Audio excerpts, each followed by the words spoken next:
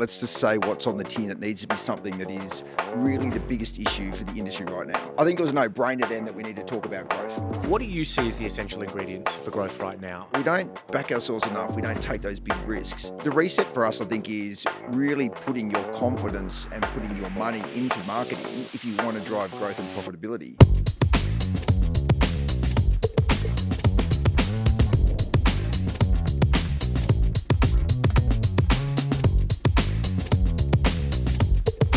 Hello everybody and welcome to the first episode of what is a very special new series of the Growth Distillery, where we have partnered with the AANA and I have the CEO of the AANA next to me to talk about all things growth, and in particular the resets that we're going to require as practitioners across marketing, advertising, sales, consumer and brand, to position ourselves for the next chapter of growth across the industries and the consumers that we serve.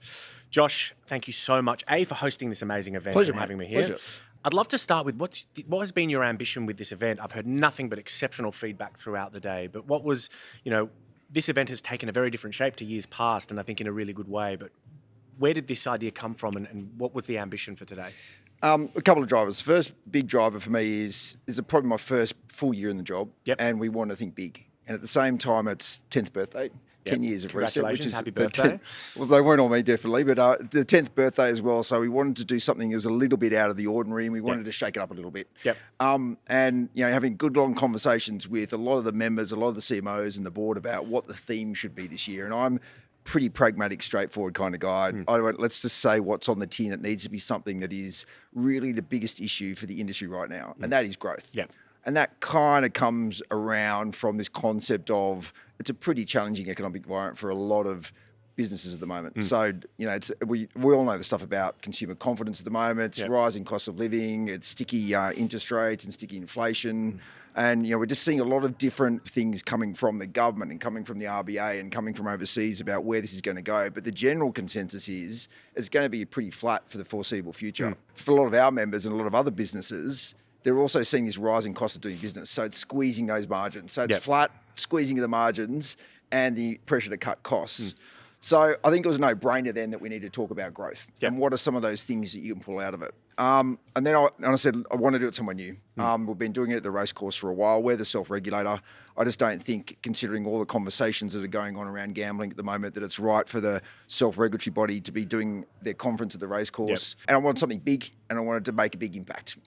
So to tie into the growth thing, to be honest. I think it's done what it says on the tin.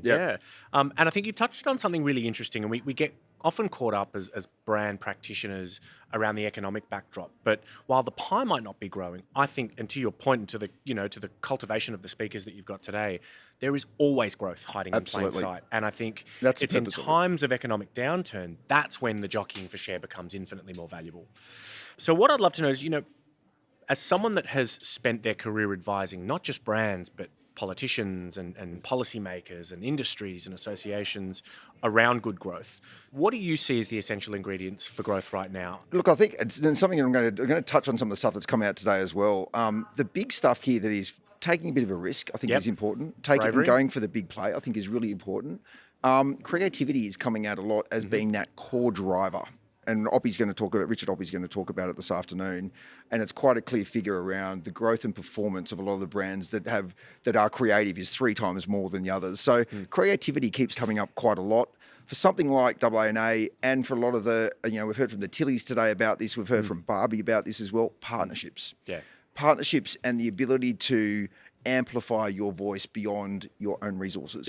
And that's that's what we need to do. We're a pretty small organisation, and we need to work with our members and partners like News and like the Growth Distillery to amplify that voice, but also to have an impact.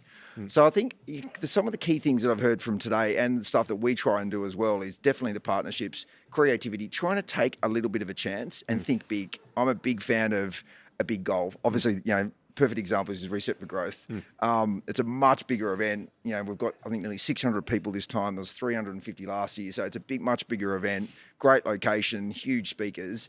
I just said, I want the biggest and the best. Let's have a crack. And I don't know what happened. They just all said yes. And next thing you know, it happened. Aligned. So I think it's, if you've got that big goal and you can pull your team around, it takes the village, it takes the team. There's no way, it's not me on my own. It's the whole team. It's the usual suspects team. But think big and have a really clear North Star is a really good way to drive that growth. Other side of the coin, I'd love to get your perspective.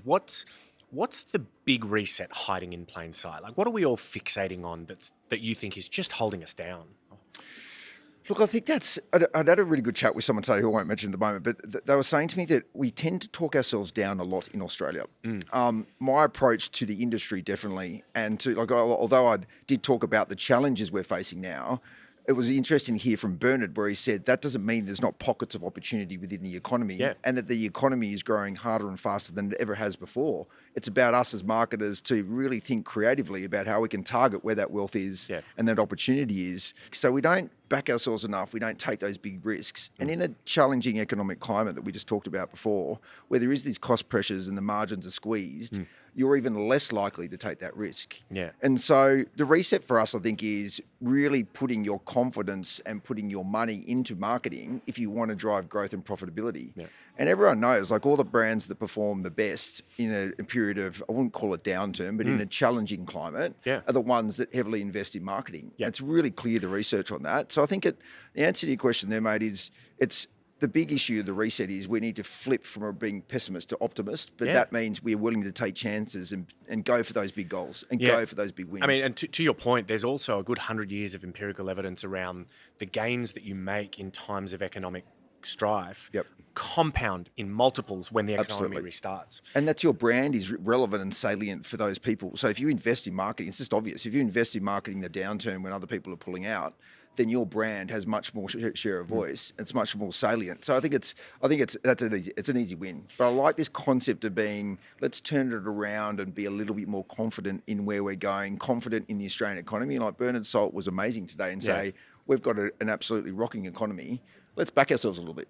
I want to talk to you about challenging convention because I think not just in your position leading the AANA, but your backstory as someone that has really helped policymakers, politicians, and industries in evolving, the status quo, so to speak. Fortune does favour the brave right now. I fundamentally agree, but I would imagine that some people that are watching this are thinking, okay, but for me to do that, I've really got to challenge convention, right? I've got to shatter the frame of reference. I'd love to know what have been some of the tips or the tricks or the philosophies that you've adopted when you've had to compel business leaders, political leaders, association bodies to really reframe their thinking on things that might have been deeply entrenched? That's a massive question. But there's few better to answer it, I think. There's a lot of bits that come, some that I can say and some I can't say. But I've had these amazing moments through my career where it's something that I feel very strongly and believe in and have a lot of conviction in, a particular issue that I do. And whatever's happening at that time, either the government or an organisation is going the other way. And I think... And Richard Oppie touched on this before. The key thing there is that if you feel strongly about it, then you need to make the case strongly and you need to push back a bit. And there's an interesting angle there about what the role of brands is to comment on social issues. Something that we're talking about now a little bit with the Unstereotype Alliance about what is that role of brand to talk about social issues in a climate where there's a lot of pushback against the pushback. How can you push back against the pushback? The woke is broke stuff keeps coming up. I think it is the power of if you firmly believe in something and it aligns with your values and it's authentic to you, then it is something that you need to create the case strongly for it and push it. And there's lots of examples of when that's happened that it's actually created an amazing outcome for the organisation. But there is sometimes where you probably need to sit there and say, that's a lost cause. And pick your battles. Pick your battles. Yeah. Where are we getting it wrong, do you think? What are the common pitfalls where businesses try to reorient, brands try to reset for growth, but they miss the mark?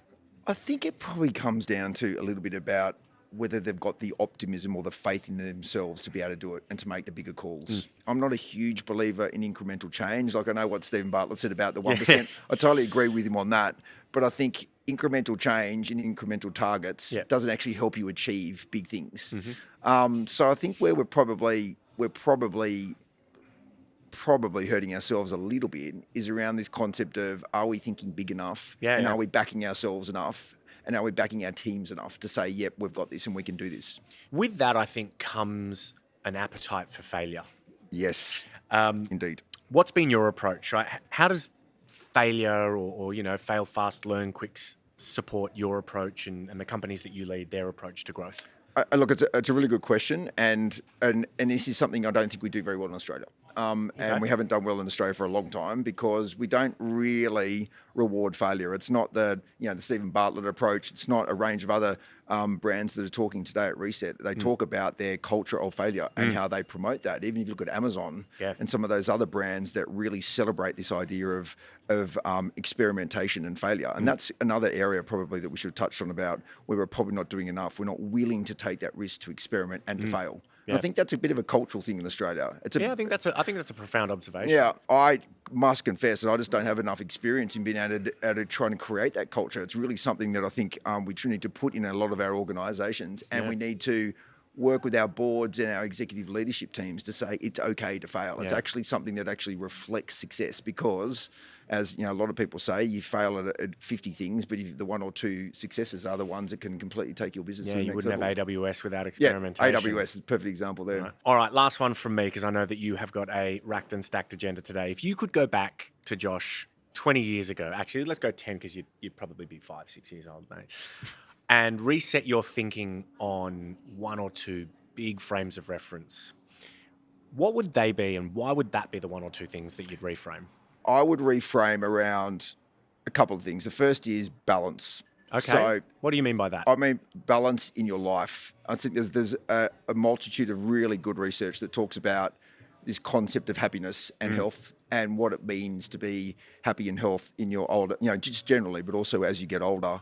And it's pretty clear that, and I totally agree with this concept, that relationships is what makes you happy. Relationships with your partner, relationships with your family, with your friends, and also for AANA, relationships with your community. Yeah. That's what creates it. And I think the balance piece is something that I haven't had a lot in my career because it's been some pretty big jobs. But how do you create that balance while still achieving and moving forward? Yeah.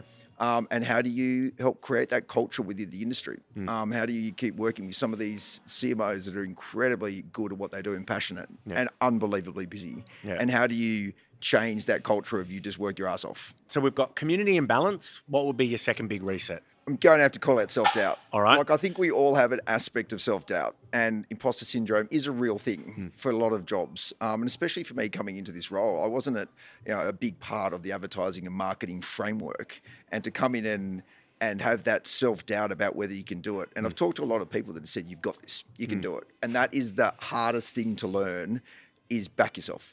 And sit there and say, you've got this, you can do it. And it's been hard to learn, but I'm getting there slowly. Mate, I think self-doubt comes often from a good place. Humility, which I think is incredibly valuable. Humility is one of the most important things, and something I'm going to strive a lot more to do in my everyday job. But I think, all of us could use a little bit more confidence in ourselves these days. So Josh, thank you so much for coming and have a chat. Thank you. I really appreciate it. Thanks, mate. Legend.